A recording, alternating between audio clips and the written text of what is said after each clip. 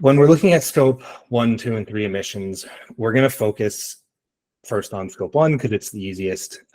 These are the direct emissions that occur from your organization, from sources that are controlled or owned by your organization.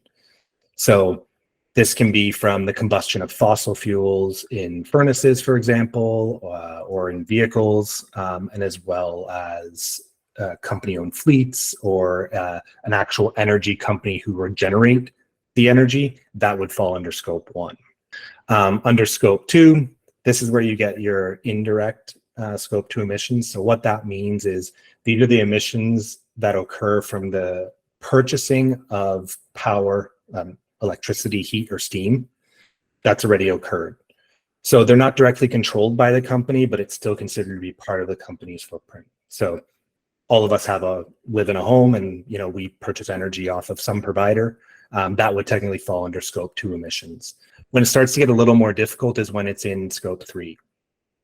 So we have what we call upstream activities and downstream activities in scope 3.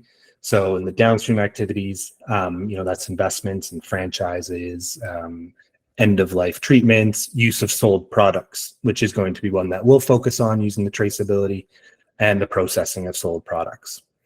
So in the indirect ones, it's when they're purchasing goods and services, fuel and energy related, transportation, waste from operations. So this is where it gets a lot more particular in terms of how they want to do it. So if you're using raw materials and then you're using energy and you're putting it all in together, each good sold by a company will have essentially a CO2 emission attached to it. So the goal of our solution is to essentially be able to calculate every product that a company sells, the CO2 emissions, so that when that company decides that they want to report their CO2 emissions, they're going to have an accurate figure on what they're going to report on.